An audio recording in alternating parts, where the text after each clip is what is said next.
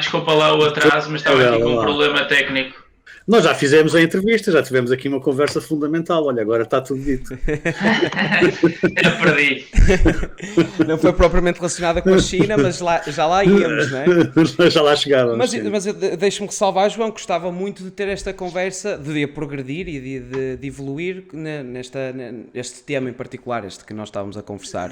Sim. Tipo, era bastante interessante, mas se calhar Tem tanto por onde falar isto. Mais numa natureza confessional, só de compreensão macro e daquilo que está a Sim, onde é que o Gonçalo vive? Em Lisboa? Não, vive no Porto. Ah, é do Porto? Sim, sou... Ah, muito bem. Mas é uma pena nesse aspecto, em termos presenciais, é isso que também dificultou e que nos levou a adaptar a abordagem temática do próprio formato, porque nós não Mas o Abel está em Lisboa ou está no Porto? Eu vivo em Lisboa, já vai fazer em setembro 4 anos, mas sou do Porto. Também és do Porto, depois. Vivi praticamente a vida toda lá, depois vivi em Madrid meio ano e depois vim para Lisboa. Que idade é que tu tens, Abel, se eu posso perguntar? 29. E tu, Gonçalo, podemos tratar-nos por tu? Sim, claro, eu até faço questão. Eu tenho 28. Eu tenho 53, portanto estão a ver a diferença. Mas o João disse-me que tens a tua própria empresa, não é? Agora tens um bocado de trabalho. Em que área que trabalhas? IT. Boa. Isso é muito boa. Então estás sempre a par de tudo que é estas novidades tecnológicas e neste assunto em questão tens uma proficiência a nível tecnológico que nós não temos, não é? Esta parte dos dados e tudo mais. Quem trabalha em IT tem uma profissão única no mundo, no sentido em que a evolução da velocidade do novo conhecimento tem de ser constante. E mesmo assim só podemos apanhar pequenas frações daquilo que vai acontecendo, porque há uma enorme complexidade. Pois, complexidade de sistemas e tudo isso. Mas já agora, tipo, uma pergunta. Achas que está a ser, o desenvolvimento tecnológico, achas que está a ser relativamente orgânico? Isto pergunto porque, tipo, parece-me a mim que querem fazer com que a tecnologia seja cada vez mais humana e os humanos cada vez mais máquinas, por assim dizer. Quase numa compreensão, numa compreensão dualista, tipo de inversão. Repara, naquela progressão luciferiana de que falaste há pouco, sim, há um objetivo último que é superar a inteligência humana e aproximarmos-nos pode ser via interface com a máquina, ou podemos até estar a criar, estarmos na emergência da criação de uma outra espécie. Essa completamente... Transhumanos. Não só transhumanos. Extinção dos humanos e a próxima espécie ser de máquinas. Máquinas suficientemente inteligentes para se multiplicarem. Mas nesse caso, por exemplo, estamos os humanos, estás a falar mesmo de uma extinção de humanos ou os humanos a serem hibernados para uma espécie de funcionarem quase como processadores? Cara, tipo... qual é a necessidade de humanos a partir do momento em que tens máquinas que são capazes de explorar um universo em condições muito mais favoráveis do que nós? Repara, superarmos ou chegarmos a vontade, portanto, Lúcifer, isto do ponto de vista católico, não quer ser igual a Deus, ele quer superar Deus. Evidentemente, sim. Não é? Portador da luz. O portador da luz, não é? Que Deus mantinha escondida dos homens. Exatamente. Portanto, em ultimíssimo caso, podemos estar a ser instrumento para a criação dessa tal espécie completamente máquina. Não sabemos se os humanos se mantêm ou não, porque eu duvido muito que num cenário em que a inteligência artificial seja transversal a todas as estruturas de controlo, porque é lá que ela vai ser aplicada, a partir do momento em que ela se auto-identifica como ser primário e depois simplesmente nos elimina, porque nós não fazemos falta. Quando tens máquinas que são capazes de se auto-recriarem, de se multiplicarem, imagina, com muito mais eficiência do que nós. Sim. Porque nós estamos limitados fisicamente, as máquinas não. As máquinas podem constituir várias castas com vários níveis de consciência, autonomia e especificidade de tarefas que nós não conseguimos tão bem. Efetivamente. Mas, por exemplo, eu digo isto, faço esta Gonçalo, questão... já estás a gravar? Já. Não sei se... ok. Já. Eu faço esta questão também muito... por exemplo, os Wachowski, não é? Os gajos que fizeram o Matrix inicialmente tinham... aliás, eles depois apresentaram a ideia no sentido em que o ser humano estava a ser utilizado como pilha, e até tem aquela fotografia em que o Morpheus teoricamente leva uma pilha da Duracell e faz essa ilustração de que está retirada essa energia. E eu recentemente fiz um artigo também que era sobre o simulacro e a pílula azul, por assim dizer, e apontei que a ideia original deles era entender o ser humano não como pilhas ao ponto de ser uma energia, mas sim como o próprio processador da simulação onde eles estavam inseridos. Mas ainda naquela fase, pelo menos ainda parecia, na fase que é apresentada cinematograficamente, pelo menos no primeiro filme, é uma ideia quase que ainda parece um bocado um interlúdio por causa de uma decadência natural, e que as máquinas ainda têm que recorrer à biologia humana para poderem cultivar e fazer esta possibilidade de harvest, não é? Eu digo, tu dizes, tu transcendes até essa possibilidade de que a utilidade do ser humano, mesmo a biologia que o ser humano pode eventualmente providenciar, e mesmo o neuropathways e tudo isso que eventualmente podia funcionar como aprendizagem, não é? Isso, a máquina transcende totalmente. Transcende totalmente. A propósito do Matrix, vocês recordam a última parte em que o Neo e a namorada sobem até Trinity, sobem até falarem com o core da máquina? Exatamente. Sim, no terceiro, sim. O Neo, simbolicamente, é crucificado em frente àquele agregado de maquinaria que significa o Deus portanto, o centro da consciência o Deus máquina, Deus ex machina. E Neo é perdoado pela máquina. Sim.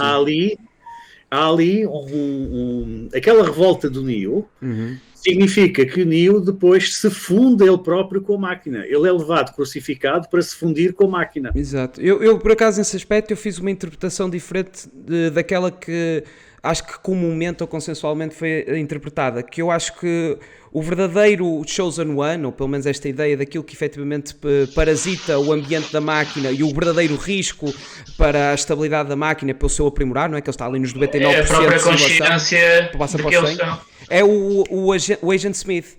No sentido de, e esse é que é verdadeiramente disruptivo. O Neo acho que faz parte do próprio sistema numa espécie de oposição controlada para aprimorar a simulação. É uma regeneração. Exatamente. Eu não tive essa interpretação. Eu acho que o Agent Smith é que acaba por constituir verdadeiramente uma ameaça à totalidade e à cobertura do simulacro. Tanto que Zion é atacado enquanto o Neo sobe e Zion é poupado. Para quê? Para se manter o próximo ciclo. Para continuar, exatamente. Para continuar. Depois haverá um novo Chosen One. Sim, porque exatamente, eu na altura tinha visto assim na interpretação do filme, na altura gostei muito, estive a ler uma data de coisas e já não me lembro bem do filme, que já havia há muitos anos, mas havia uma analogia de que ele já seria para aí o terceiro escolhido, ou lá o que era. Então era esse tal ciclo repetitivo. E também há, se eu fazer uma ressalva, não, mas se calhar força, João, que eu vou fazer uma ressalva, mas vai saltar para outra coisa.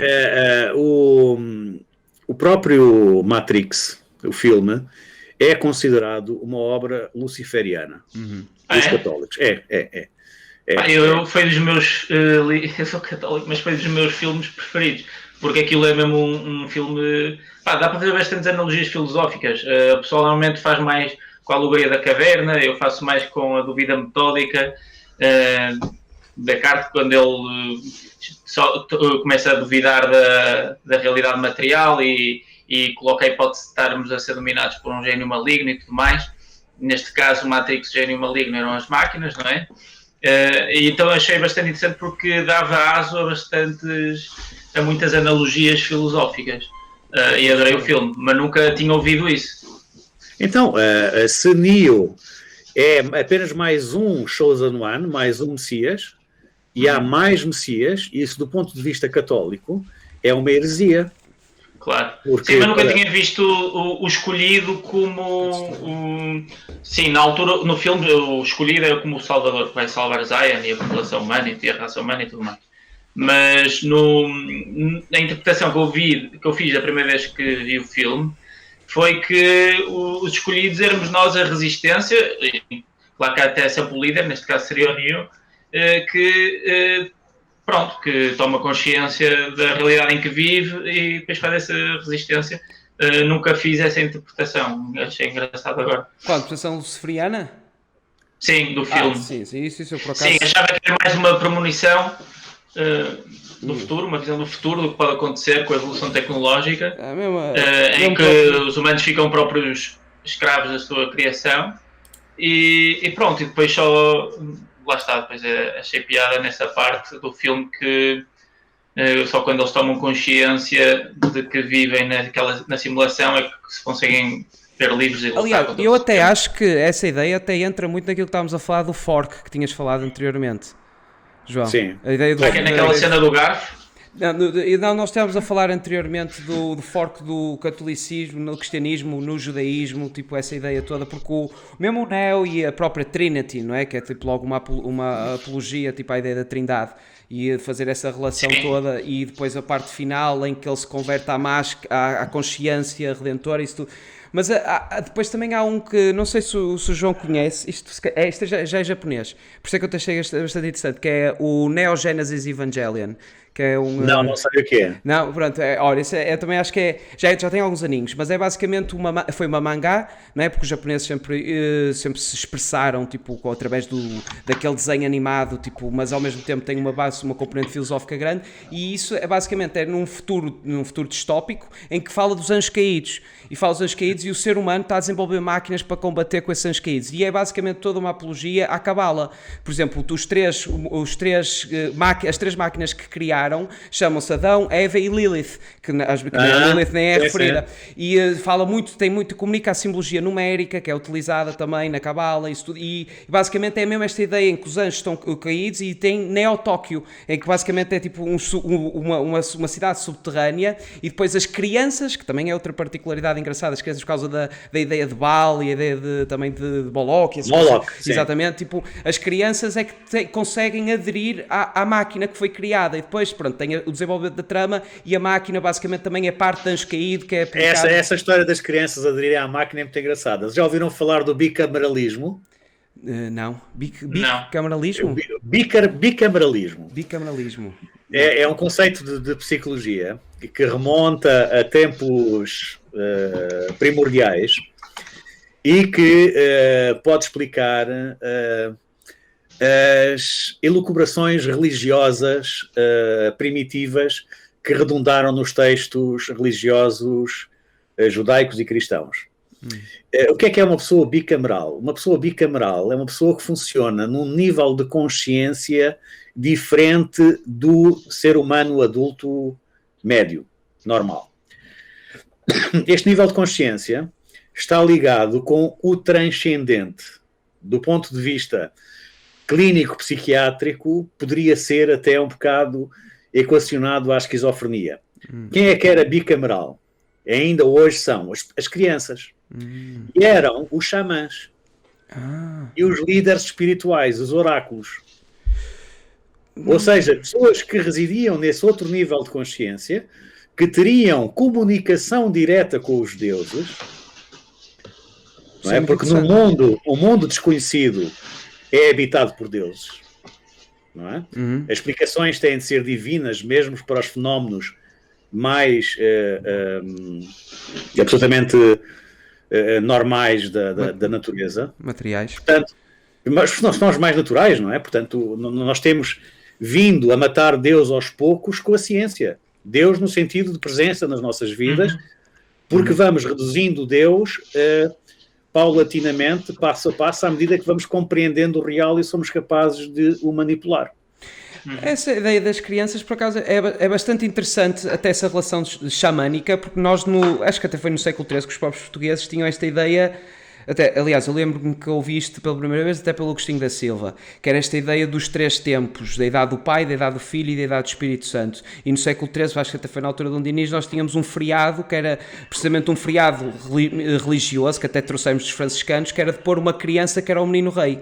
E o menino rei é que merecia tipo essa, ou seja, era rei por um dia basicamente, para fazer lembrar tipo essa etapa final. E nós já temos também na propriedade de Nietzsche esta ideia de quase esta troika de ideia que é inicialmente somos camelos, depois somos leões e depois finalmente somos crianças. Mas eu também queria fazer esta questão agora, já não, ainda não começámos que era falar da China, mas eu queria se calhar também fazer esta pergunta. Esta ideia de, por exemplo, nós também estamos familiarizados com esta ideia de pedofilia, tipo na alta, nesta epsteiniana, não é? Vamos utilizar este termo minimamente odierno.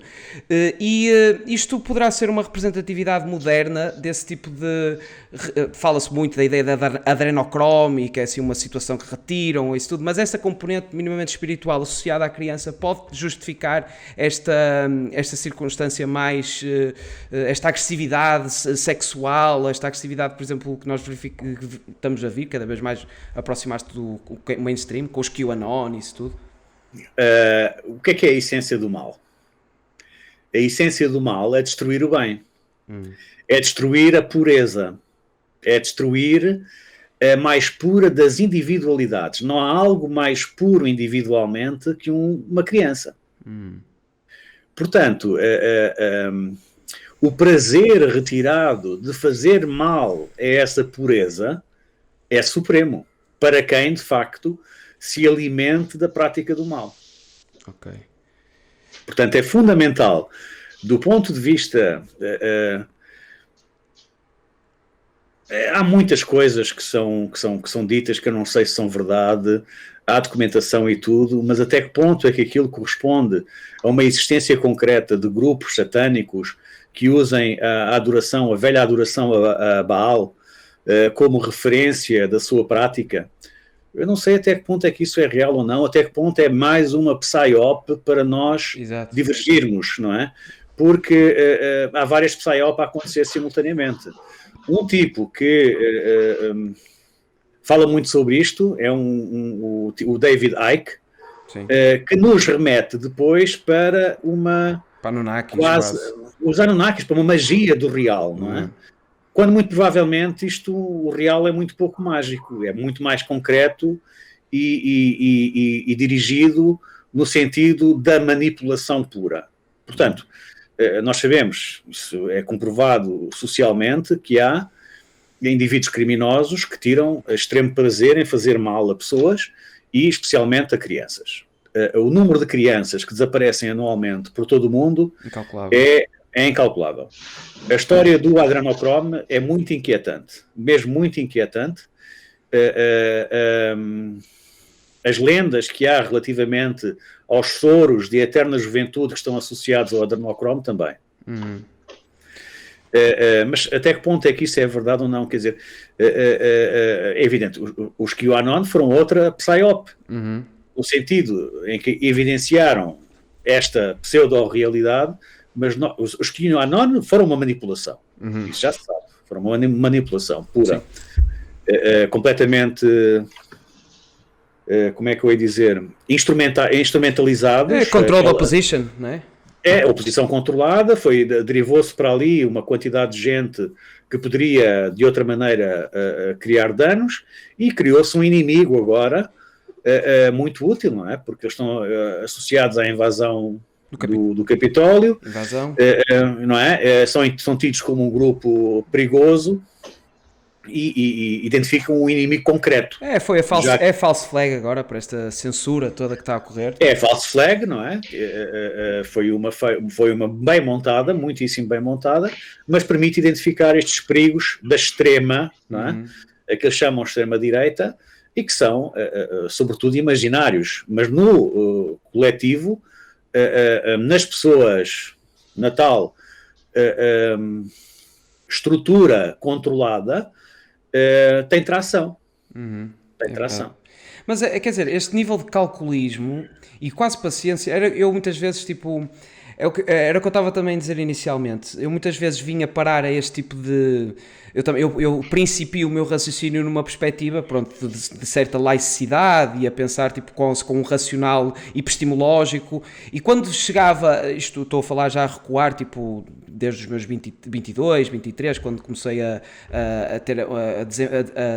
não refriar a curiosidade, ia sempre, esbarrava sempre muito nestas ideias esotéricas, e isto sempre me criou devido ao preconceito que estava desenvolvido, isto sempre puxou um bocado para trás, porque nunca me sentia capaz de entreter a possibilidade. Mas era aquilo que eu depois discutia presencialmente com as pessoas que me eram mais próximas. Eu dizia, eu não consigo acreditar neste nível de paciência geracional, na minha perspectiva de temporalidade humana, não conseguia, o nível de calculismo e o nível de quase infraestrutural que está aqui por trás, quer dizer, realmente a minha realidade está muito, muito cortada, a minha geometria está realmente muito delimitada para eu não poder, tipo, enxergar uma perspectiva, lá está, terrena e transcendente, tipo, de relacionar as coisas todas.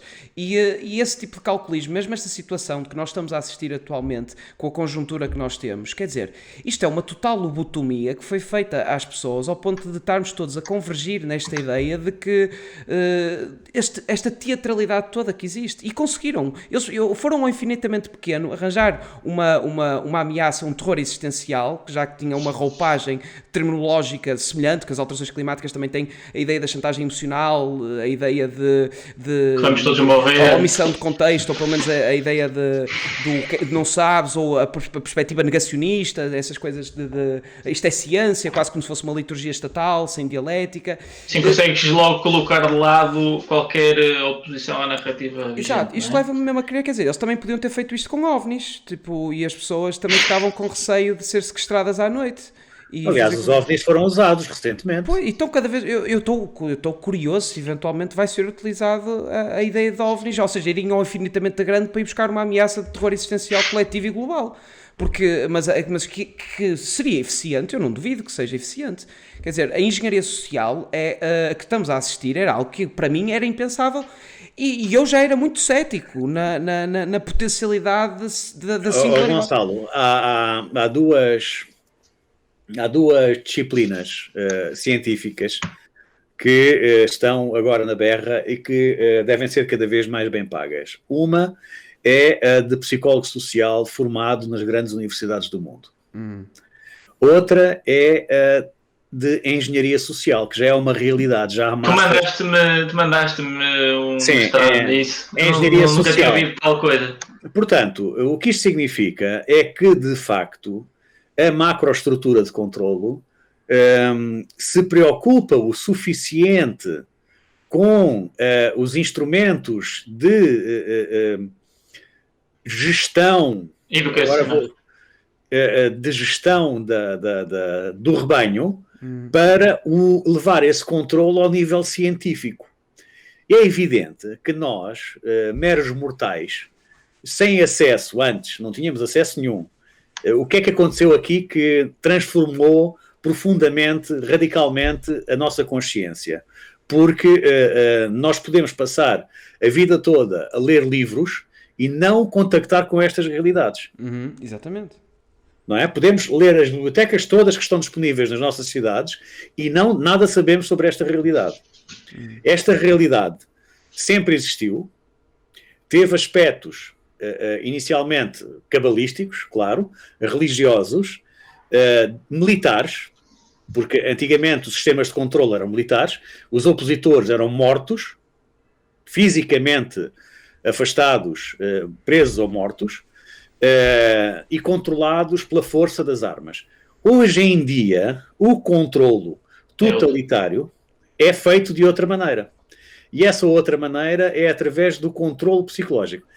E Sim. Nós não tínhamos consciência nem do controlo a que estávamos sujeitos anteriormente, porque quando nós lemos os livros de história, vemos uma série de factos, circunstâncias, intérpretes, protagonistas, vítimas, mas nunca vamos às causas. As coisas acontecem porquê? Porquê é que acontece uma Segunda Guerra Mundial? Porquê é que acontece uma Primeira Guerra Mundial? Porquê é que acontece uma Revolução Francesa? porque é que estas revoluções acontecem. E agora, se me permitires, eu vou introduzir o tema da China. Exatamente, força. Muito bem. Não há revolucionário que não comece por gritar liberdade ou morte. Exatamente. E depois não há revolucionário que não acabe a ser o opressor de futuros revolucionários que vão dizer liberdade ou morte. E este ciclo tem-se vindo a acelerar desde a invenção do marxismo. O marxismo é uma máquina ideológica de criação de fascismo. Agora vou apelar a uma pessoa que é pouco popular no mainstream português, que é o José Rodrigues dos Santos, que foi tão atacado quando veio afirmar que o fascismo e o nacionalsocialismo tinham origens socialistas. Eu vi essa celeuma. E tem. Sim, mas é evidente. Há imensas... Quem leu o Mein Kampf sabe a importância que o socialismo tem para Hitler, que a social-democracia tem para Hitler. Claro. O Hitler queria criar um marxismo depurado de conceitos. Mas, enfim, do ponto de vista... O que o Hitler até diz é que quer mesmo resgatar a palavra de socialismo, que ele dizia que o marxismo se tinha apropriado dela, só que ele queria ancorar a ideia de socialismo numa ideia racial, a ideia de nação. Numa ideia de nação. Mas aquela ideia de nação é uma ideia profundamente eugénica que era muitíssimo comum por toda a Europa e Estados Unidos no início do século XX. Uhum. Os eugenistas começaram nos Estados Unidos. Mas o Galton, do darwinismo social, por assim dizer. Do darwinismo social, com a Margaret Sanger, que depois criou a Planet Parenthood. Essa heroína da esquerda, não é? Profundamente ligada ao pai do Bill Gates, que por acaso está envolvido nesta questão. Não sabia dessa. Sim, o pai do Bill Gates trabalhou na Planet, foi diretor da Planet Parenthood. Portanto, estes eugenistas eram muitíssimo populares no início do século XX, sim. Na Europa. Eram figuras proeminentes, acho que o Churchill também foi eram todos. advogado. O nacionalsocialismo alemão foi incentivado e foi criado pelos poderes europeus. O financiamento veio dos bancos americanos, as empresas americanas, as grandes corporações, mesmo durante a guerra, a DuPont, a Ford, forneciam, a IBM, forneciam o Estado americano, a Standard Oil, exatamente, sempre os mesmos, forneciam o Estado americano e forneciam o Estado Nacional Socialista. Portanto, mas não vamos perder tempo com a Segunda Guerra. A questão é, o marxismo tem sido uma máquina ideológica, porque estão familiarizados com o conceito de superestrutura e infraestrutura do Marx. Sim, o materialismo, sim. O materialismo dialético do Marx, Sim. Aquilo implica que ele dá um framework, uma arquitetura mental de compreensão do mundo ao revolucionário. E diz assim, tu vais combater este sistema, mas como não há sistema alternativo, quando o marxista chega ao poder, está condenado a repetir o sistema de outra maneira. Mudam as pessoas, há uma alteração, um shift, não é? Sim, essa luta de classe. O paradoxo é logo o centralismo democrático na ideia de Lenin, logo na primeira instauração. Sim, e todos eles foram centralistas democráticos. Eles estavam-se democráticos, exato, não é? Exato. Porque eles, não há líder democrático que não seja capaz de interpretar a vontade do povo. Uhum. Portanto, como ele interpreta a vontade do povo, ele sabe o que é que o povo quer. Exato. Nem precisa de ouvir o povo. Fala com 2 ou 3 pessoas amigas, dependentes dele, não é? E que lhe dizem qual é a vontade do povo, e lá temos o centralismo democrático. Portanto, o marxismo cria as bases revolucionárias na Europa, cria as bases revolucionárias na Rússia e cria as bases revolucionárias, do ponto de vista ideológico, na China. Ok. E na China há um homem que foi fundamental e que nós devíamos estudar mais em Portugal. Ele não foi ainda suficientemente estudado e não se percebe, não há uma consciência suficientemente disseminada da importância que ele representa também para nós. Mas, na altura do 25 de Abril em Portugal, muita gente se assumia maoísta. Exato. O Durão Barroso, inclusivamente. Ana Gomes. Outras pessoas eram maoístas. Mao ascendeu à qualidade de Deus. Ele é um Deus no espírito humano. Ele foi capaz de uma profunda transformação da sociedade chinesa via Revolução Cultural.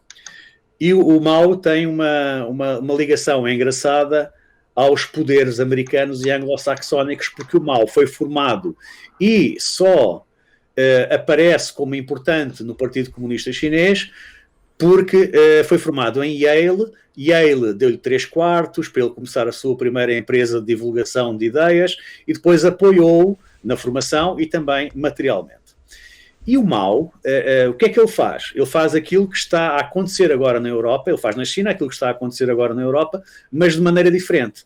Na altura não havia os meios tecnológicos de hoje, portanto não era possível transformar, fazer o nudge. Estão a par da nudge theory?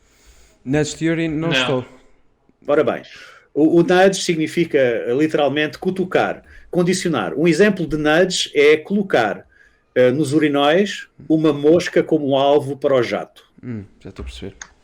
Ok? Sim. Portanto, põe-se lá a mosca e a tendência natural dos homens, dos homens que se identificam como homens, não é? Os homens que se identificam como homens, apontar para a mosca e assim reduzir o número de salpicos para fora. Bom, na altura não havia os instrumentos tecnológicos que hoje permitem o nudge. Portanto, o Mao teve de fazer a revolução cultural de uma maneira completamente brutal. Foram 60 milhões de mortos, acho eu, pelo menos os reconhecidos oficialmente, sabemos lá mais quando, e ele conseguiu, num povo que já era ele, embora houvesse revoltas e rebeliões, que já era um povo muitíssimo conformado ao poder imperial, ele conseguiu desbastar a consciência coletiva de maneira a criar cidadãos obedientes, autênticos robôs, que é o que os chineses são hoje. Também foi na Revolução Cultural, ou destruir tudo que era o legado chinês cultural, que depois conseguia fazer esse reset, não é? A partir daí, esquecendo o passado. Esse reset é aquilo que nós estamos a fazer agora no Ocidente. Mas no Ocidente estamos a fazer nudge. Estamos a usar o Covid e outras agendas. Já começámos em 1972 na Conferência de Estocolmo com o Maurice Strong a criar a narrativa das alterações climáticas. Pesquisem, Conferência de Estocolmo, 1972. O Maurice Strong era um homem do petróleo, ao serviço da Standard Oil e outros, que criou aquele conceito que serviu como o tal inimigo coletivo, não é? Que eram as alterações climáticas. Portanto, todos estes conceitos servem para fazer nudge, que é uma tentativa de condicionamento da consciência coletiva. Da consciência coletiva, no sentido de fazer, voltamos àquilo que estávamos a falar atrás, engenharia social. Não são precisos exércitos, mas consegue-se levar a população num determinado caminho. A China fez isso com a Revolução Cultural, com muito sucesso. Depois importaram e foram ajudados pelo Ocidente. Ainda ontem estávamos a falar nisso, a maneira como aderiram à Organização Mundial de Comércio, sendo uma potência comunista. A maneira como foi a desculpa, foi que iriam se democratizar eventualmente à medida que abrissem a economia e fizessem trocas comerciais e não sei o quê. Essa é a lei das boas intenções, não é? Sim, exatamente. É uma coisa completamente hipotética e pouco provável de acontecer. Foi o que foi vendido ao pessoal, não é? Mas também havia um problema, uma dicotomia que era, desculpa interromper, e que era isso que vendiam, teres não sei quantos milhões de chineses a morrer à fome, ou teres uma abertura de relações que eventualmente pode dar em alguma coisa, ou não, mas deixas de ter a população chinesa a morrer à fome e nós podemos beneficiar de produtos baratos e trocas comerciais e tudo mais. Pronto, foi essa a desculpa que deram, claro. Eu tenho uma visão mais conspirativa disso. A visão que eu tenho Isto foi o que nos venderam. Sim, mas isso... não quiseram também mostrar a perigosidade de abrir relações com um Estado totalitário como a China e as consequências que isso levaria e que eles iriam por aí fora geopoliticamente a conquistar o mundo. Até nós porque... temos que pensar na história como, e sobretudo na formação, desenvolvimento e manutenção dos impérios, como estratégias de muitíssimo longo prazo. O Mao tinha uma estratégia de muitíssimo longo prazo, o Xi Jinping tem outra estratégia de muitíssimo longo prazo, e os poderes anglo-saxónicos que condicionaram toda esta situação têm uma estratégia ainda de mais longo prazo. Nessa estratégia, aquilo que me parece, e estive a ler um livro muito engraçado do Vasco Rato, que é de Mao a Xi Jinping, ultimamente, é que a China foi criada. Isto não é dito objetivamente no livro. O livro faz uma narração histórica, factual, dos acontecimentos, desde a chegada de Mao ao poder, até agora à atualidade com o Xi Jinping. Mas a China foi desenvolvida como um exército de conquista do Ocidente. Ou seja, os chineses já estão em África, por exemplo, aos milhares. Sim, não sei já dominam muitas economias africanas. Tem a maioria da dívida externa. Tem a maioria da dívida externa das economias. Neste momento estão a comprar escolas privadas, compraram 20 escolas privadas no Reino Unido. Isso eu não sabia, tu mandaste-me, eu não sabia disso. Pois, eles estão a fazer o trabalho de muitíssimo longo prazo. Qual é a vantagem para os poderes de utilizar a China? É que o modelo chinês é o de plena obediência. A maneira como os chineses gerem a população impede qualquer tentativa de revolta. Subserviente, sim. É completamente subserviente e tem a população absolutamente controlada. O que é que acontece? Este controle populacional é importante, sob vários aspectos. Sim, força João, que eu depois quero fazer uma questão, mas... Não, faz agora.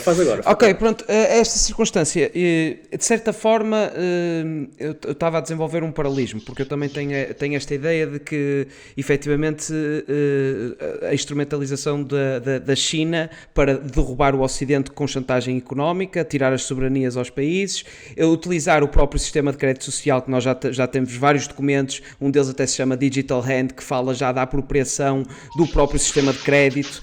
A própria European Chamber of Commerce com a China já fala de que as empresas que estão nesta Belt and Road Initiative já utilizam o sistema de crédito, portanto já está cada vez... Não sabia. Sim, já está cada vez mais solidificada esta migração sistémica para aquilo que se avizinha e esta quantificação. E nós já sabemos que a Google, o Twitter e o Facebook já fazem este cruzamento de dados. Nós já temos, de facto. Na Nova aconteceu, eu acho que foi, não sei se foi o João que partilhou uma notícia qualquer no Facebook. Nós já temos, na Nova experimentaram um sistema assim, de crédito por causa do Covid. Na Nova já está explicitamente a ser testado um sistema de social scoring, mas nós já temos, de facto, um sistema de social scoring implementado. Exato. O nosso historial de crédito está todo no Banco de Portugal, os bancos consultam-no, sabem tudo sobre a nossa vida financeira. Neste momento, quando tu és contratado para trabalhar numa empresa, a primeira coisa que eles fazem é verificar a tua presença nas redes sociais e avaliar-te. E atribuem pontuações, claro. Sim. Portanto, nós já temos, de facto, um sistema de social scoring.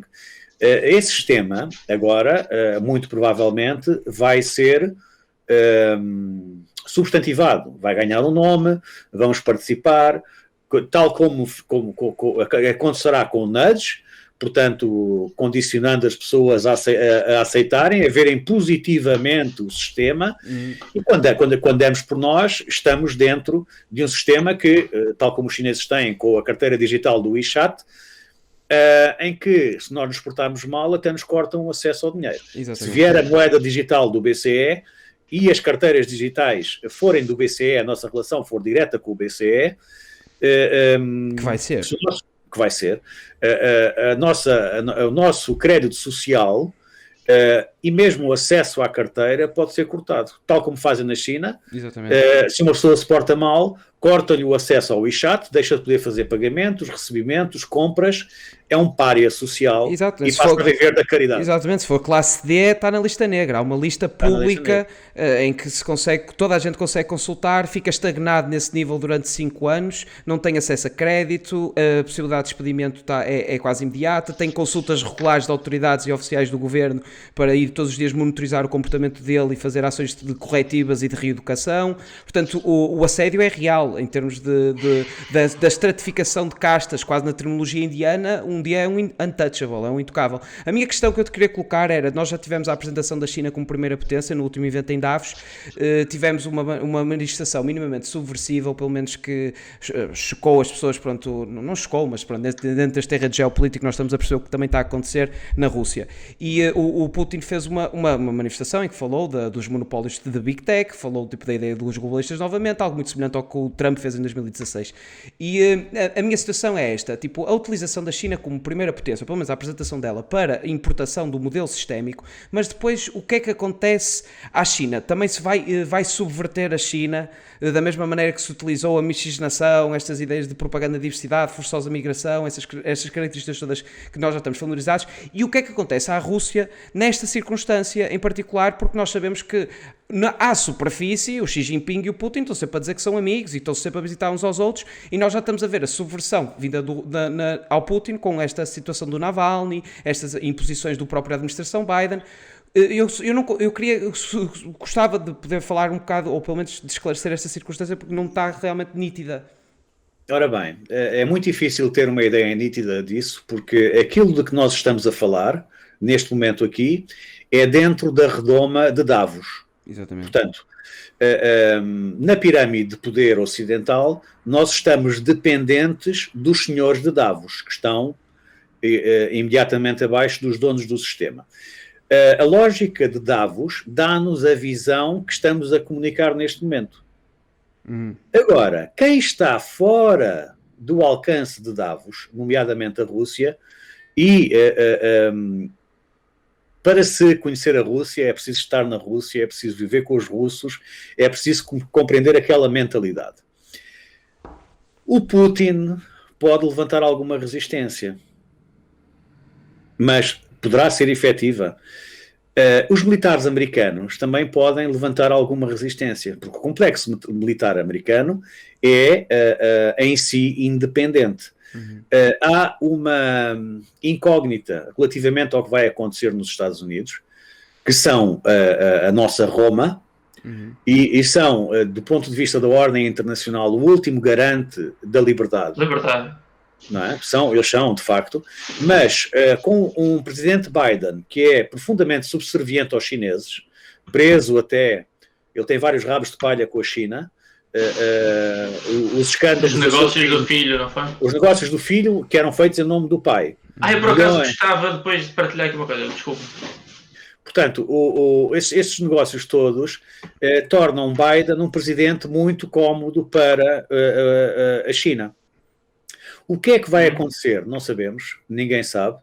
Imagino que nem o próprio Putin saberá, nem nos Estados Unidos. São os equilíbrios das forças no topo da hierarquia mundial. O Putin, nessa intervenção em Davos, não sei se viste, Gonçalo, ouviste a intervenção dele em Davos? Sim, eu vi. Ele falou na possibilidade de uma guerra mundial. Era o que eu queria colocar também, porque essa possibilidade de terceira guerra, por exemplo, saiu agora um documento que era Global Risks for 2030. Nós sabemos que 2030 é uma data simbólica também. Sim. E em 8 anos, a previsão com 64% de probabilidade, isto era o documento do World Economic Forum, portanto eu presumo que isto tenha sido o briefing em Davos quase, e em 8 anos estavam a falar de uma ameaça de armas de destruição maciça, em 8 anos, sendo que em 5 tem o Asset Bubble Burst, ou seja, já falam da crise económica, cyber attacks, cyber security, também significativamente, e é nesse documento, inclusivamente, na parte final, fala precisamente aquilo que tinha dito da inversão dos polos magnéticos. É a primeira vez que aparece numa espécie de documento oficial. Mas os documentos do Fórum Económico que eles mandam para publicar, aquilo estão cheios de false flags e são mecanismos de condicionamento psicológico. Aquilo não é de ler. Eu gostaria de... É de ler, mas não é de dar importância. Aquilo é a democratização da China, tal como tu estavas a dizer há pouco, Abel. É a conversa para contentar papalos. O que eu digo é que depois do Putin ter dito isso, é lançado para o Zeitgeist, ou pelo menos para o mainstream, a ideia da Terceira Guerra Mundial por eles também. Era nesta circunstância. ou tal como os cyber-ataques ficam em carteira para mais um inimigo, Exatamente. pode vir a ser a Rússia mais um inimigo, está-se a desenvolver a capacidade nuclear do Irão e a criar uma situação completamente incógnita no Médio Oriente, exatamente. outra vez. Portanto, as tensões vão agravar-se muito provavelmente, mas do ponto de vista de guerra de destruição maciça, parece muito pouco provável que se usem alguma vez armas nucleares, a não ser que haja um doido que carregue no botão. E um doido, sabemos nós, nestes países armados com bombas atómicas, estão altamente controlados, não é? Claro. Porque a garantia de destruir... Deixem de resolver durante os chutes.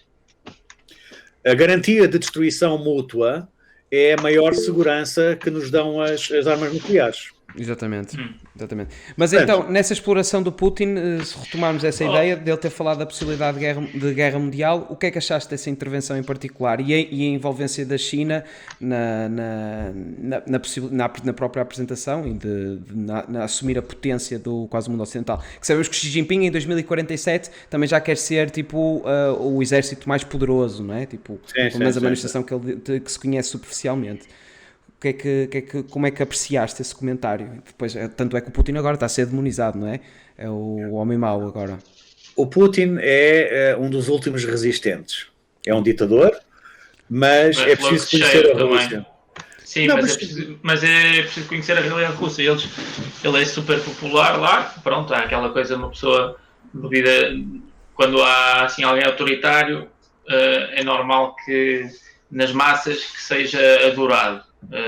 Ou odiado, mas a verdade é que ele é super popular e pronto, e tem sempre, é um patriota apesar de ser um tirano, não é? Ele está sempre, aquela postura dele é sempre a tentar pôr a Rússia primeiro e no jogo geopolítico, mas é preciso conhecer a realidade russa para perceber. Não queria muito ter ido. Eu em 1999 estive na Rússia. E estive em Moscovo e depois fiz uma viagem muito engraçada que se faz de comboio durante a noite, um comboio hiperaquecido, aquilo até é desconfortável, com vagões-cama, para São Petersburgo. E em Moscovo, estava lá no hotel, mesmo no Kremlin, que é um hotel muitíssimo grande, com 400 quartos, 400 ou 500 quartos. Isto foi em quando? Quando é que disseste? Desculpa. 1999. 1999, ok. Era só... Sim. E então... Passado 10 anos da queda do muro. Sim, e então, passados 10 anos da queda do muro, Moscou era uma cidade vibrante, uma cidade cosmopolita, em 1999, rica, com todas as comodidades e mais algumas, com bons restaurantes, ótimos restaurantes, comia-se muitíssimo bem, bebia-se boa vodka, e logo na primeira noite eu estranhei muito porque via passar e via parar nos passeios, encostar aos passeios, uns carros pretos, que eram aqueles Volga deles, que são ou os Mercedes ou BMWs, ou eram assim, eles têm os velhos carros de luxo do regime soviético, que ainda existiam, uns carros pretos com umas sirenes azuis em cima. E eu via tantos carros daqueles e perguntei ao meu amigo russo que estava comigo, Sergei, quem são estes? São funcionários estão a proteger ministros, estão a proteger diretores-gerais do Estado? Quem são estes? Estes são os mafiosos. São as pessoas privilegiadas que têm licença para usar carros assim. Não respeitam sinais de trânsito, regras de trânsito, ligam a sirene quando lhes apetece e passeiam-se na cidade. Ora bem, aquilo era, em 1999, uma catrefada de máfias em competição constante umas com as outras. Eu até te ia perguntar se tentaram vender armas num elevador ou assim. Há muitas histórias naquela altura que uma pessoa está assim a andar, olha que é isto, exato. Não, sim, mas isso era na rua, não é? Mas do ponto de vista de negócio, tudo se faz na Rússia. Num território que é continental, que é gigantesco, com muitíssimas etnias, com uma atitude perante o poder estatal de alta desconfiança, depois de terem passado pelo domínio soviético durante 70 anos, é muito difícil gerir aquele país. Portanto, a estrutura precisa de alguém que meta ordem. O risco é, mais uma vez, a tal vontade de democracia, de injeção de democracia, e Apressada. não é apressada, a democracia isto pode ser uma coisa impopular, mas é um sistema de controlo diferente da tirania às claras. Mas na Rússia eles precisam da tirania às claras. Se não for o Putin, será outro. Senão a Rússia implode. Não foi possível manter o Império Soviético sem um poder central forte. Não vai ser possível manter a Rússia sem um poder central forte. E os próprios russos sabem isso e agradecem, sabem que a sua grandeza depende dele. Não é porque gostam dele, é porque se depois do Putin não vier outro, a Rússia muito provavelmente é sujeita a uma primavera russa, impulsionada pelo Ocidente. Pois é isso, eu ia fazer essa comparação com o Médio Oriente também, depois de haver uma... E desmorona-se. Diz? E desmorona-se. Sim. Acontece como foi com a Líbia e como é que foi. Sim, ver, mas nesta questão, e também para retomar um bocado esta ideia da China, a ideia, pronto, agora estamos a ver já um Ocidente empenhado a demonizar novamente já há algum tempo, não é? Tipo, a ideia, logo quando a Clinton introduz a ideia dos hackers russos e na ideia de que os russos estavam a espiar nas eleições e que não largaram isso durante algum tempo, portanto já começámos a ver quase um retorno de uma dialética de Guerra Fria nessa oposição. E agora a Rússia, por exemplo, eu prestei especial atenção a uma declaração do Biden em que ele está a expor... Eu partilhei aqui. Uma coisa do Biden. Ele tá, mas esta pronto, não foi daquelas caralhadas dele de senilidade. Esta foi o gajo basicamente a dizer tipo os pontos de política externa, a termos geopolíticos. E eu presto atenção aos pequenos detalhes, pelo menos da hierarquia, ou pelo menos da ordem da apresentação. E a China também é falada, evidentemente, não é? Porque tipo, é para o zeitgeist superficial, portanto, todas as pessoas que compreendem a China como um potencial adversário, mas primeiramente vem a Rússia. Primeiramente vem a ideia de Free Mr. Navalny, vem primeiramente do Biden, faz esta oposição da própria Rússia, tipo, e esta ideia do Navalny ser instrumentalizado para fazer uma pressão externa. Portanto, estamos claramente a ver o Ocidente a gravitar a sua atenção na oposição da Rússia, e já existe esta ideia também do Putin como Big White Hope, não é? Tipo, que já está a ser cada vez mais popularizada, mas depois esta peça, ou pelo menos esta peça tectónica da ideia da relação da China com a Rússia, da ideia dos BRICS, da ideia da Índia, da ideia do Paquistão, eu não consigo compreender aqui que o Davos, de certa forma, não é? Foi quem é que manda a mensagem problemas globais, soluções globais, é o Xi Jinping que diz que tem que fazer temos que atravessar objeções ideológicas, ou seja, já quase já aceitem o nosso sistema, em África, uma apologia da economia do mercado e não sei o quê. Onde é que a Rússia está com a China? E o que é que vai acontecer à China depois? A China também vai receber imigrantes? Onde é que a China estava com... A Rússia estava com Trump? Onde é que a Rússia está? Síria? Não. Tinha uma oposição na Síria, não é? Sim. Portanto, havia uma oposição no terreno na Síria, exatamente, mas que não era desejada pelo Trump. Pelo Trump ele teria saído da Síria e deixado a Síria a Assad. E a Rússia está lá a aguentar Assad contra os interesses israelitas e americanos, mas onde é que estava a Rússia com Trump? A Rússia mantém uma posição extremamente incómoda no panorama internacional. Do ponto de vista maçónico, são lojas concorrentes. Ok, isso é interessante saber. Nós também sabemos muito da influência maçónica em Stalin e coisas assim, não é? Sim. Mas são duas lojas concorrentes. Quais são? Se posso fazer sobre esta questão, ou se não é indiscrição, quais são as duas lojas? Essa história é muito complexa, eu prefiro não entrar nisso. Sim, ok, deixa estar. Okay. Mas essas lojas concorrentes digladiam-se, mas ainda há pouco falavas na teatralidade do real, não é? Até que ponto é que é teatro? Até que ponto é real e efetivo a oposição e serão capazes de chegar a vias de facto é outra história. Ok. Portanto, hoje em dia já há maneiras mais subtis de gerir os grandes agregados populacionais. E um dos objetivos últimos de tudo isto é montar a superestrutura de poder mundial. Ou reforçar a ONU, que eu não acredito porque é uma instituição claudicada, completamente corrompida e podre, ou criar novas estruturas. O reset, não? O reset, sim, o reset é mais no sentido da arquitetura de controle social. Mas depois vai ser preciso uma nova estrutura de controle político. Exatamente. Porque nós vamos viver no futuro num Estado corporatista. Ou, sim, corporatista. Sim. Ou uma corporation state global, em que temos várias corporações donas da propriedade, onde algumas pessoas são os tais stakeholders que o Klaus Schwab defende, o novo modelo económico, não é? Então, sim. E os outros serão clientes, serão os consumidores dos serviços, não haverá propriedade. Não há propriedade e vamos ser todos felizes e essa... Sim, essas patranhas que nos vendem, não é? Esta nova economia. Há um homem muito interessante que é o George Gaiman, eu acho que enviei ao Abel, mas posso-te enviar, que dá uma panorâmica muito engraçada sobre a parte económica e financeira relativamente à China. Mas, portanto, o que é que vai acontecer? Não sabemos. A agenda é muitíssimo complexa, é muitíssimo complicado articular tudo isto, mas vamos sofrer na pele, não é? E vamos sofrer na pele já imediatamente quando nos enfiarem os certificados sanitários associados a vacinas que não foram devidamente testadas, que têm efeitos... Aí à porta, sim. Não é? Isto é uma coisa que vai acontecer agora em 2021 e 2022. Sim. Isso é que devia ser a nossa preocupação do ponto de vista imediato, não é? Sabemos que isso é uma realidade que está a acontecer. Agora, deixa-me só atalhar aqui, meter um à parte. Acho extraordinário que se estejam a criar institutos chamados Mais Liberdade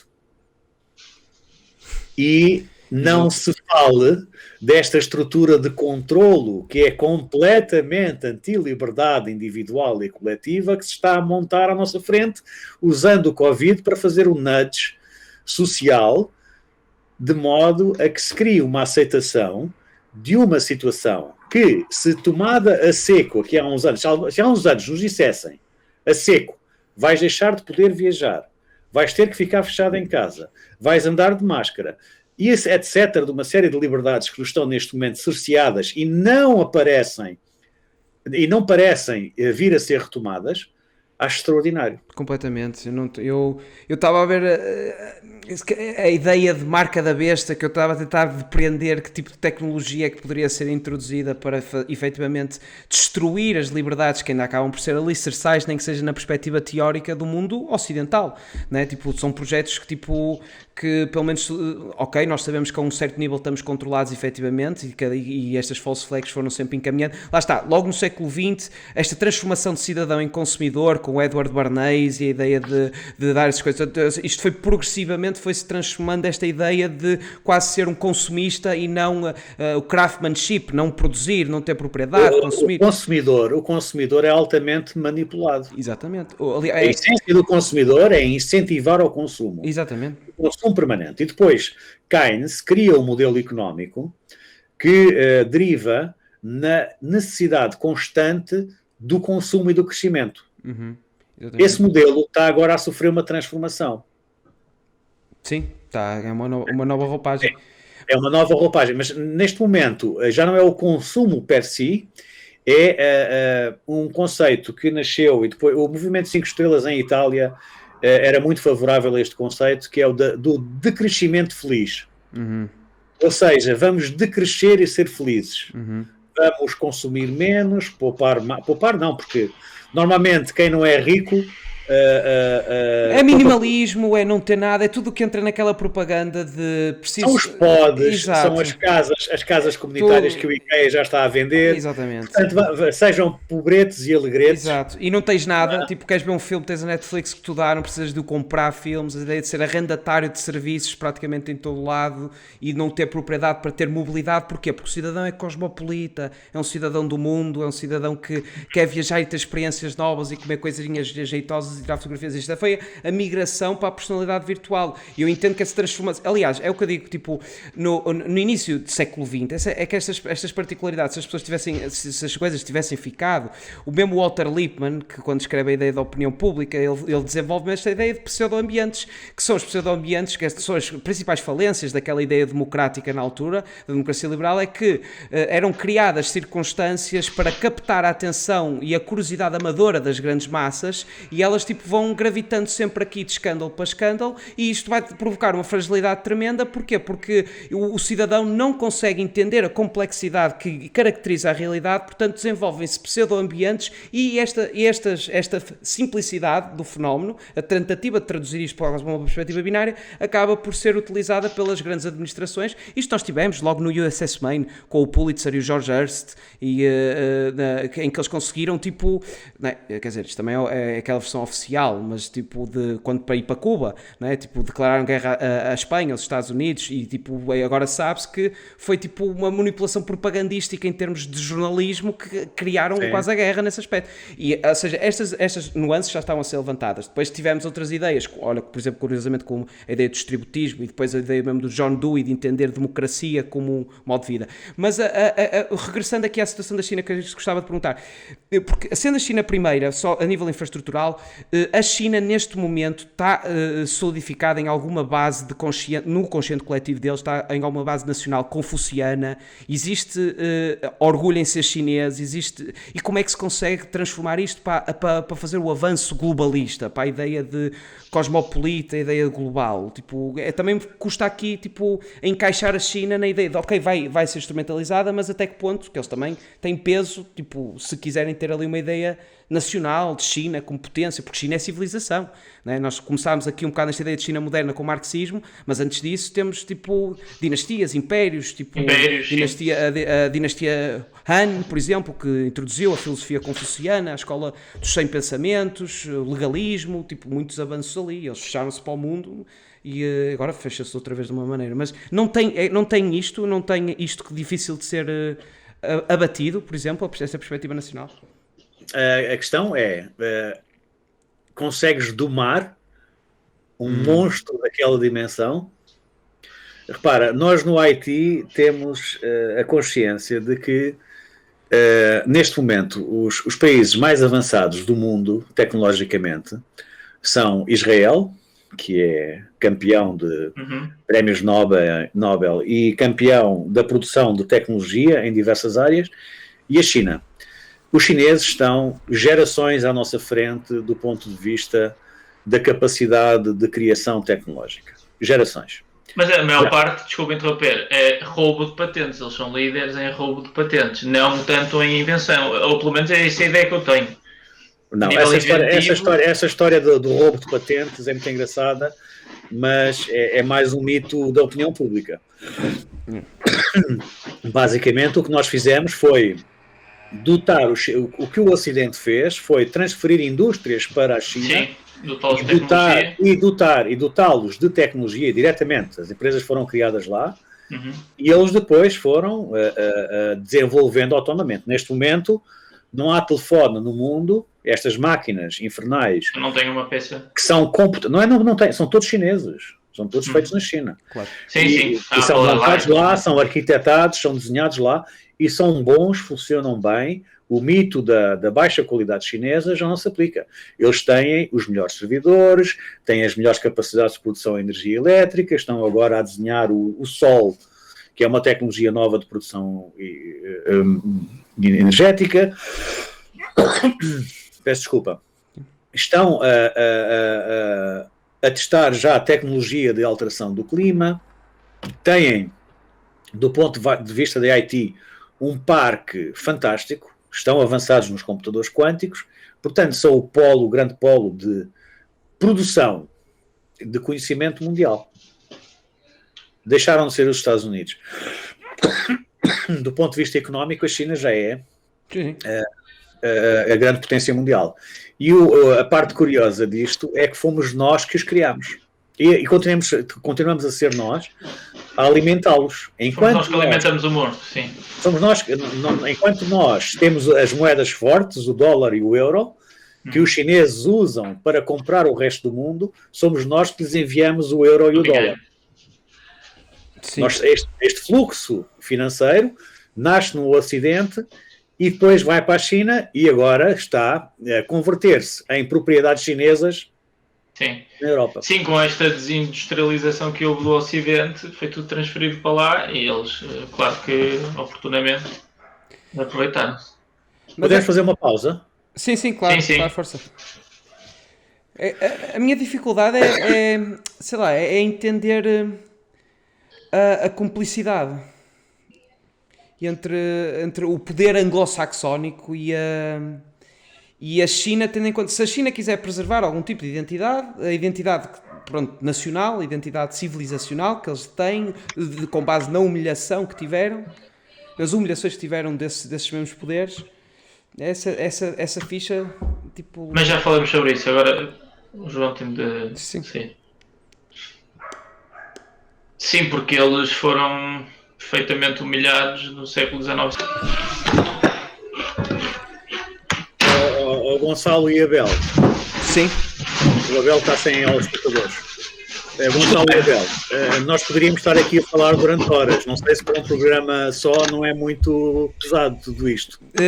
O último episódio que nós tivemos teve 2 horas. Mas é isso, João. Nós vamos fazer 2 formatos diferentes. Que é o formato de video essay, que vai ser semelhante àquele do Wall Street Bets que fizemos no primeiro. E depois vamos ter o episódio integral, já a tentar direcionar um bocado as pessoas que já apoiam o canal para o Patreon. Que é tipo, aí é que é integral, e vamos pôr timestamps em baixo no vídeo para a pessoa também perceber tematicamente o que é que nós estamos a falar no respectivo minuto. E aqui demos liberdade para poder falar, naturalmente, pronto, dentro do plausível, né? Evidentemente que lá está, podemos falar aqui durante imenso tempo, mas também não será conveniente, naturalmente, em termos de captação, ter um episódio de 7 horas, não é? Portanto, sim, é isso, eu sei perfeitamente. Então, se me permites, eu preferia... O que aconteceu aqui? Desculpa, estava aqui a mastigar. Tá bem. Então não posso começar ainda, está bem. Mas sem dúvida que é muito interessante, de uma forma quase omnidirecional, mas o que tu quiseste participar agora em termos de narrativa, força, tipo... E nós depois queria só mostrar aqui ao João, há bocado estamos a falar da nova administração nos Estados Unidos, do Biden. Eu não sei se viste, houve recentemente, acho que foi semana passada ou há 2 semanas, o Town Hall Meeting. Eu pus aqui no chat um vídeo que foi, claro que nos mídias não passou,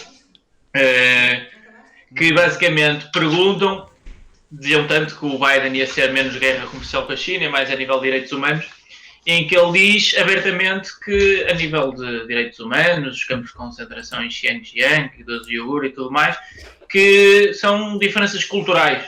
Eu não sei se é o facto do homem estar xexé ou não sei se viste isso. Não sei se está xexé, se fugiu a boca para a verdade e vai ignorar, mas mostra bem que a passividade que vai ser da oposição com o regime chinês. Tu, na altura, mostraste-me um gráfico interessantíssimo, que era naquele vídeo que me mandaste, eu nem conhecia aquele canal. Sim. Mas mandaste-me um gráfico que era o número de Treasury Bonds que a China tinha relativamente aos Estados Unidos. 2016. E chegas a 2016 e os anos seguintes, aquilo há uma queda a pico, quase ao estado inicial. Isto também depois seria interessante partilhar aqui, que eu esqueci de mandar isso para o Gonçalo, mas que foi super interessante. Mas pronto, era só essa ressalva. Não sei se viste esse vídeo ou não, mas se não, seria interessante até ver, tem 2 minutos, mostra bem. Eu ouvi em diferido essas declarações e fazem parte da... Nós basicamente estamos a inaugurar um fascismo global, que já não vai ter o nome de fascismo, será o tal corporatismo, não é? Uhum. Mas os Estados Unidos, com a administração Biden, estão encostados à China. Há a tal incógnita do que é que o setor militar vai fazer. Mas voltando à China e à questão da civilização milenar que eles são. A China achava-se o centro do mundo, tal como qualquer civilização isolada, antes da globalização dos descobrimentos acontecer, achava-se o centro do mundo e era, de facto, uma civilização extraordinária de muitos pontos de vista. Além do confucionismo, tu tens o taoísmo, que é uma filosofia profunda de vida, cósmica, cosmológica, e portanto, eles têm uma riqueza e têm uma população que, do ponto de vista de habilidades matemáticas, é mais capaz que o ocidental. Ainda mais capaz que o ocidental. Aliás, todas as políticas de discriminação positiva nas grandes universidades americanas ignoram propositadamente os chineses e os asiáticos. Porque eles sabem que os chineses e os asiáticos, quando entram nas áreas das ciências exatas, são muito superiores aos americanos e ocidentais. E ao resto, e aos africanos, etc., aos sul-americanos, a todas as outras etnias. Mas este orgulho milenar chinês foi profundamente ferido no século XIX. Por quem? 19 e 20, sim. Por nós ocidentais. Ocidentais, sim. As guerras do ópio são um caso muitíssimo curioso de dominação direta da China por parte dos poderios britânicos, holandeses e também o Japão lá andou a complicar a vida à China. Basicamente, o que é que nós fazíamos? Nós traficávamos droga para dentro da China. Sim. Ópio da Índia e do Paquistão, traficávamos o ópio para dentro da China, ajudámos a desestruturar a sociedade chinesa, criámos guerras e situações. Mas quando decidiram destruir aquilo, invadimos. Portanto, sim, tivemos guerras, etc. Mas aqui estás a dizer Ocidente em geral, não é? Tipo, sabemos perfeitamente que foi o Império Colonial Britânico que tem essa particularidade, não é? Ou tu, quando dizes o nós, estás a incluir no Ocidente, porque Portugal também tem uma participação ativa na própria China, inclusivamente, Macau, essa circunstância. Macau também. Não sei se estás a incluir até esses episódios, tipo, portugueses, espanhóis, tipo... O Império Português, comparado com o Império Britânico, foi sempre um império muito magnânimo. Exatamente. Nós temos o tal país de brandos costumes, tivemos uma colonização mais suave que a colonização alemã, que a colonização holandesa e, sobretudo, que a colonização britânica, que foi um império, no sentido verdadeiramente totalitarista. Disciplinador, exatamente. Disciplinador, mataram, dizem, 2 a 3 milhões na grande fome de Bengala em 1943, portanto, o império cruel, desumano, profundamente racista, com uma ideia da supremacia do poder chinês, do poder britânico, que nós não temos e não praticamos. Exatamente. Era essa ressalva que eu queria fazer relativamente a essa ressalva tem em consideração que nós criámos o mulato, não é?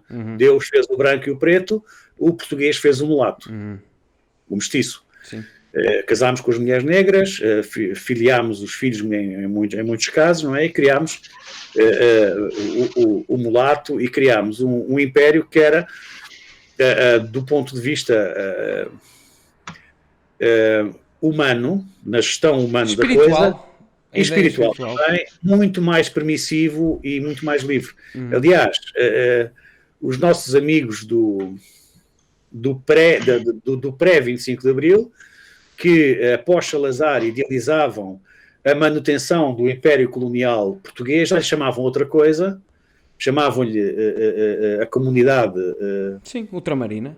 ultramarina, e até havia programas para transferir a capital do Império para Nova Lisboa, que foi uma cidade construída em Angola. Exatamente.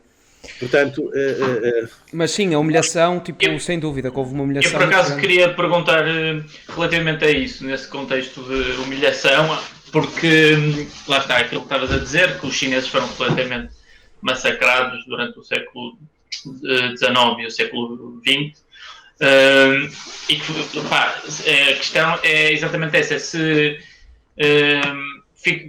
claramente para mim ficou presente no imaginário coletivo este trauma que foi no imaginário coletivo chinês, esta humilhação por parte do Império Anglo-Saxónico eu até queria fazer um paralelismo. Sim, a minha questão era, pela parte do Ocidente eles foram humilhados século XIX, século XX, tudo mais, não houve não foi tido sequer em consideração este orgulho chinês ferido, o orgulho nacional, quando se propôs que eles aderissem à Organização Mundial do Comércio. Ou achas que foi tido em consideração e depois simplesmente ignoraram? Ou o que é que achas relativamente a isso? Pode haver uma certa necessidade de uma espécie de vingança civilizacional, não é? como motivação adicional, mais até quase metafísica. Mas eu vejo isso muito assim. Eu acho que eles ficaram com esse trauma na psique coletiva chinesa e que agora esta conquista geopolítica a nível mundial também poderá servir quase como uma catarse para se redimirem e para renovarem esse orgulho nacional. Isto é a minha interpretação, não sei se tu achas. É só importante dizer também que antes das humilhações vindas do Ocidente, outras humilhações externas vieram com os mongóis, tipo nessa eventualidade. O que digo é... O Gengis Khan. Exatamente, e o Kublai Khan na altura de Marco Polo.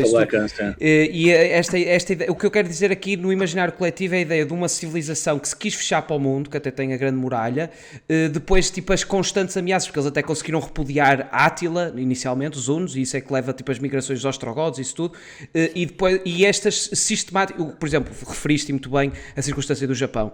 O Japão, depois na tentativa de controle da Manchúria, aquilo que também fez até aos próprios chineses, e foi o taoísmo até que os salvou a dizer também isto irá passar, porque foi de uma barbárie.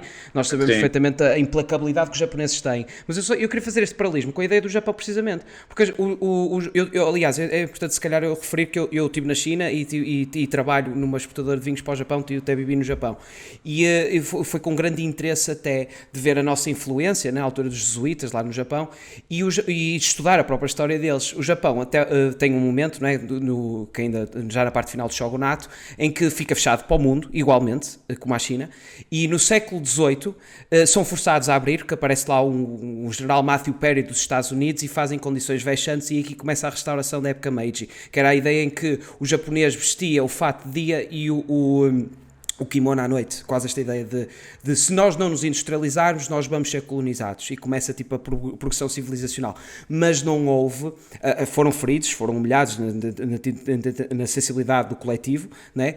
Mas uma coisa que a China, que o Deng Xiaoping até fez bem, na minha ótica, foi que nunca deixou que se colonizasse a mente, no sentido em que o Deng Xiaoping não falava inglês, não é? Um pouco como o Putin também faz, que fala sempre em russo, é um pouco estas ideias todas de não colonização, esta ideia do outro ontológico destes países em particular é um colonizador, é uma ameaça vinda do exterior, é esta ideia toda. E agora esta inversão que está a ser feita da própria China em termos de propagação, e que é isso que estamos a falar, e eu aqui devolvo-te a palavra no sentido de que esta sensibilidade, tipo, retomando esta ideia de nação, de como é que isto vai ser compatível com a complicidade do que está a fazer oligarquicamente na plutocracia global, ou que seja. Parece-me que todas essas motivações psicológicas, históricas, que são até antropológicas, no sentido do sentir coletivo, estão lá. E podem motivar os indivíduos e servir como referências históricas que justifiquem até uma agressividade adicional na conquista chinesa. Mas, fundamentalmente, trata-se de uma substituição de Roma, não é? No mundo, os chineses estão a ver a possibilidade de serem a Roma do futuro, o centro do mundo, tal como foram os Estados Unidos desde o início do século XX, não é? Sim. Um império que durou 100 anos, 120, ainda lá está, mas o que se desenha no futuro, de facto, é um centro do poder político mundial fortemente ligado à China. Onde é que ficam os velhos poderes ocidentais que condicionam na sombra toda esta situação? Não sabemos. Estão eles também a correr um risco? Eles próprios a correrem o risco de virem a ser absorvidos no futuro? Não sabemos. Mas se não sabemos porque tudo isto é desenhado nos vértices, portanto, na pontinha do vértice da pirâmide de poder mundial, que, tal como conversávamos no início, Gonçalo, lá no vértice é religioso. Não é? Portanto, como é religioso, agora esta conversa é uma conversa de aproximação, não é? Provavelmente, se falarmos daqui a 5 ou 6 anos, já teremos dados novos, fruto da nossa investigação, e compreenderemos melhor a situação. Eu penso que O último ano foi riquíssimo em despertar. Muito acelerado. Foi muito acelerado. Foi uma aprendizagem muito acelerada de aspectos muito relevantes da história humana. Sim, tal como falámos antes também, não está nos livros. Aquilo que o livre mercado, eu não gosto de lhe chamar capitalismo. Capitalismo é um conceito marxista que é pejorativo na sua essência, é o poder do grande capital. Nunca tivemos capitalismo real, temos capitalismo de Estado. Mas, na essência, o livre mercado tem criado soluções. Que soluções é que o livre mercado vai criar no futuro a estas ameaças totalitárias? Não sabemos. Uma das soluções que foi criada nos anos 60, também com o apoio do Estado, foi a internet. E é a internet que nos tem dado a possibilidade de estabelecermos relações uns com os outros, investigarmos e sabermos coisas que não teríamos modo de saber pelas editoras tradicionais que estão disponíveis nas livrarias ou nas nossas bibliotecas. A informação hoje não só viaja a uma velocidade absolutamente impressionante, mas com um bom motor de busca, um tipo consegue aceder à informação que não conseguiria de maneira nenhuma. Isto veio transformar profundamente o panorama cultural mundial. E nós estamos a assistir a isso neste momento, não é? O Great Awakening é a resposta ao Great Reset. O que é que o livre mercado vai encontrar de soluções? Ninguém sabe. Exato. Ninguém sabe. O futuro continua a ser desconhecido. Apesar de psicologicamente nós estarmos tão condicionados pela propaganda, pela máquina de divulgação, pelo nudge que eles estão a fazer, que acreditamos que está tudo desenhado. Não está. Não está. O imponderável pode sempre acontecer. Não digo que venha aí um milagre, tal como algumas pessoas mais católicas pensam que poderá vir a acontecer. Não acredito em milagres em momentos tão críticos. Se houvesse milagres, quando os russos mataram o que mataram na Rússia, na Ucrânia, etc., aquelas pessoas morreram todas, independentemente de estarem à espera de milagre ou não. O totalitarismo mais abjeto impôs na Rússia, na China, na Alemanha, em Itália, mesmo o próprio Império Britânico era totalitarista e matou milhões de pessoas que morreram à espera do milagre. Não acredito em milagre. Acho que temos que perceber que a situação é muitíssimo complexa. Vivemos um momento histórico de profunda relevância, profundíssima. Do ponto de vista civilizacional, estamos perante uma viragem epopeica, epocal, como dizem em italiano, é uma coisa epocal. O que está a acontecer é epocal. Abre uma nova era e todo um novo mundo de possibilidades. Mas Esperemos. Uma pergunta. Força, no início estávamos a falar da mudança de paradigma de controle, que antigamente era por meio da força, por intermédio da força, depois agora passou a ser por sujeição ao medo. E agora estamos a falar também na conquista da China, também há uma analogia idêntica, que passou da conquista territorial, que antigamente era por intermédio da força, da guerra, para uma conquista económica e de relações internacionais e bilateralismo, multilateralismo, o que seja. E parece não ter fim. Há esperança? Como é que prevês que se possa fazer resistência à China? Porque a maior parte dos países estão todos comprometidos. A iniciativa da Rota da Seda envolve 60 e tal países, 65, acho eu, não devo estar a dizer o número certo, mas é por aí. Economicamente, os países estão completamente condicionados, subjugados. No fundo, o que a China fez foi comprar a conivência dos países a nível de direitos humanos, tirar soberania e tudo mais. Portanto, estão um bocado os países envolvidos, Portugal também, bastante, com áreas estratégicas, estão de mãos e pés atados. Como é que pode haver uma resistência quando a China já vai tão longe? Reparem, eu acho que toda a resistência é fútil e que nunca houve qualquer revolução que tenha começado de baixo para cima. As revoluções foram sempre organizadas de cima para baixo e financiadas. Claro. Portanto, as resistências que nós possamos montar são completamente fúteis.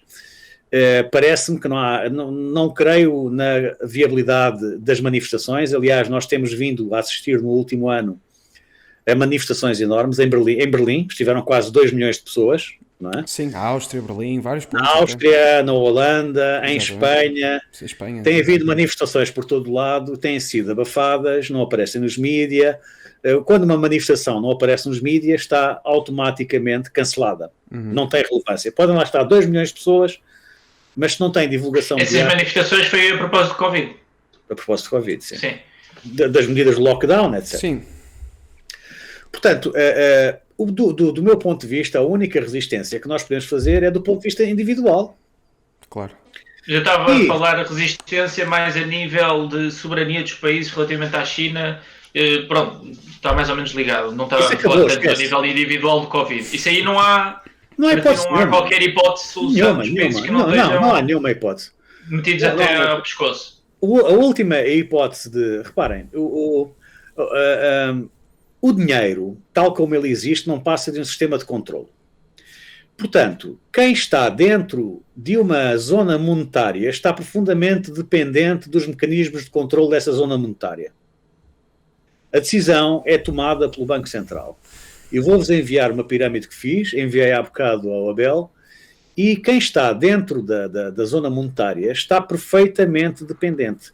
Não há qualquer país soberano neste momento, por exemplo, se vocês imaginarem assim... O Irão e a Coreia do Norte, não tem lá o Banco Central. A Coreia do Norte é a melhor amiga da China, precisa da China. Quando o Irão e a Coreia do Norte são os últimos bastiões da liberdade... É por isso que é piada. Quando um tipo começa a pensar assim com os seus botões, vem aí o totalitarismo e tal, eu não quero viver confinado os próximos 30 anos da minha vida, nem quero que os meus filhos vivam neste mundo, portanto eu vou fugir. E depois começa a dizer, para onde? Não é? Vai para o Brasil. O Brasil ainda lá tem o Bolsonaro. Mas o Bolsonaro está a prazo. Vou para a Bielorrússia.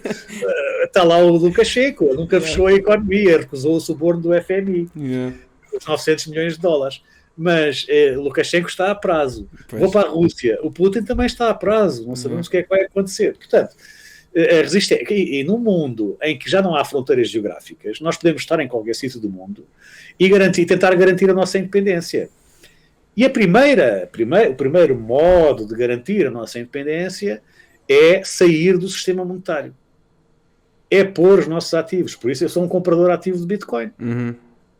Porque eu quero ter a possibilidade de, a qualquer momento, pegar nos meus sapatos e ir para qualquer lado. Só uma coisa. Hoje apareceu uma notícia do Banco de Portugal, considera o Bitcoin fraude, ou lá o que era, ali assim uma coisa, um título assim de me apareceu corrompendo. Portanto, o Bitcoin vai ser a próxima coisa a desaparecer, eventualmente. Não conseguem. Não. Mas não Bill Gates também já estava a dizer mal do Bitcoin, que é o maior consumidor de eletricidade que há. Não é o maior consumidor de eletricidade que há.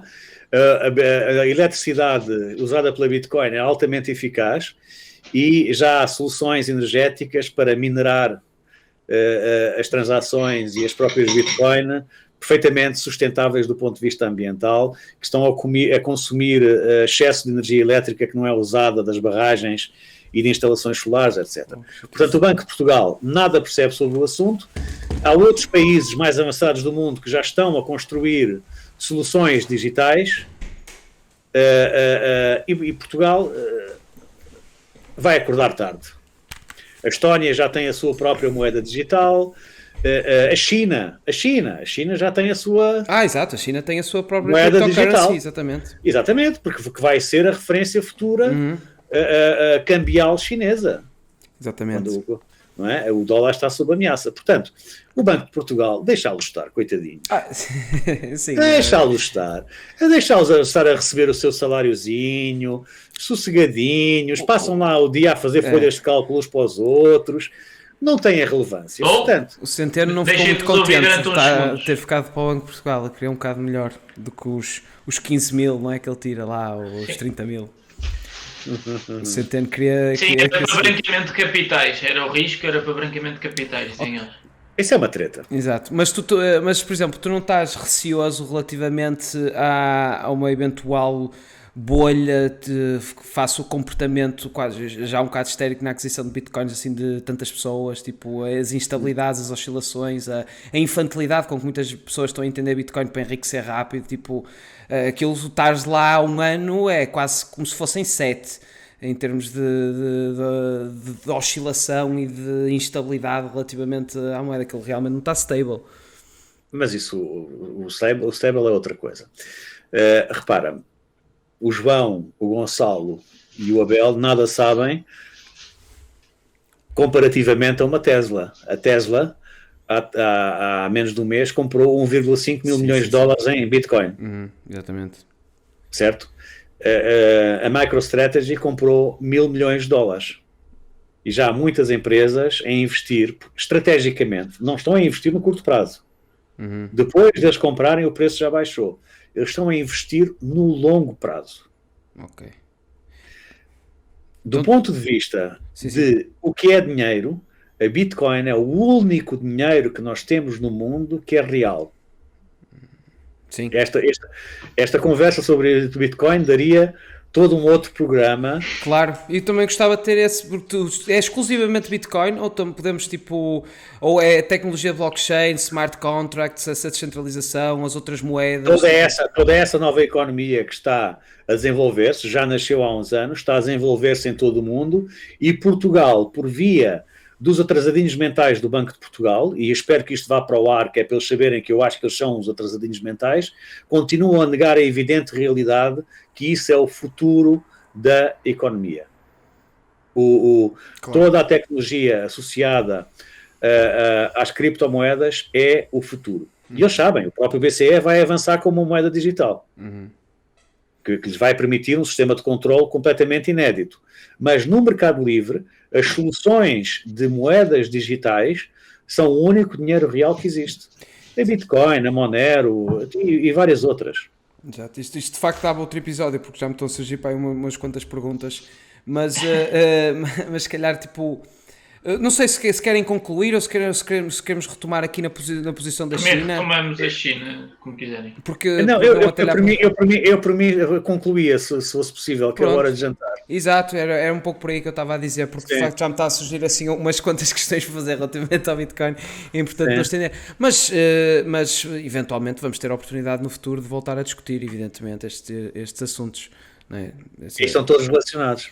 É a beleza das coisas, não é? Tipo, que está tudo relacionado. Nós também fomos vitimados por esta ideia de dividir a nossa vida em diferentes segmentos, quando na verdade só existe uma vida e está tudo relacionado. Não é? Tipo, agora as pessoas têm a minha vida de trabalho, a minha vida profissional, a minha vida pessoal, e, tipo, como se houvesse tipo compartimentos. Isto é aquela ideia do H.G. Wells, do Open Conspiracy, as pessoas trabalham todas tipo numa grande conspiração, mas como estão todas compartimentadas, ninguém sabe o que é que estão a fazer. Exato, ninguém sabe o que é que está a fazer, porque estão dentro dessas especificidades. E as pessoas parece que transportaram isto para a vida delas, estão muito abstraídas estão a primar pela especificidade em vez da correlação e da relação e da compreensão. Mas pronto, olha... só uma coisa, quem te quiser procurar, João, tu costuma nas redes sociais, estás e não estás, é muito incerto, não é? Portanto, o site do Contra, Conversas do Contra, não é? Não. É? Conversas do Contra é o canal no YouTube. É o podcast, sim. Sim. O site é contracorrente.pt. Contracorrente.pt, é isso. Exato. Estão lá bastantes artigos também de outras pessoas e, enfim, volta e meia vai havendo... Esse projeto és tu e o Nuno Lebreiro, não é? O Nuno Lebreiro, sim, e estão lá outras pessoas também. Mas a lista de autores está no site para quem quiser ir ver. Pronto, tudo bem. Depois fazemos também aqui chamar o pessoal para ir lá fazer uma visitinha. Sim, pronto, só para concluir também da maneira com que iniciámos, basicamente isto vai ter 2 formatos, como estava-te a dizer. Vamos fazer um vídeo essay a pegar em alguns momentos e construir uma narrativa daquilo que foi falado, mais focado naturalmente na China. E depois a parte toda integral da nossa conversa irá estar tipo, também no YouTube, mas não listado porque vai estar no Patreon. Ou Tá seja, bem. para tentar tirar um bocado daquela toxicidade eventual que o YouTube possa proporcionar, estás a ver? Tipo, Sim. já tentá-los migrar para o Patreon. Está gratuito na mesma, ou seja, a pessoa vai ao nosso Patreon Sim. e tipo, consegue ver na mesma, que nós estamos a fazer uma espécie de freemium, e só que fica nessa plataforma em particular, que é já para ambientá-la na ideia de que é ali que se vê o conteúdo integral e é porque depois vamos fazer o upgrade para, pronto, para pedir às pessoas para criar uma sensibilidade Muito bem. comunidade, tipo no Discord, para aí, assim uma coisa, para nós falarmos assim mais à vontade. Muito Pronto. bem, muito tecnológico tudo. Exato. Obrigado, João. Um grande abraço, foi um prazer Nada, falar obrigado. contigo. Um abraço. Vamos falando. Abel, foi bom porque relativamente às expectativas foram cumpridas? Foram, perfeitamente. Eu acho que Ok. sim, também. Pronto. Ok.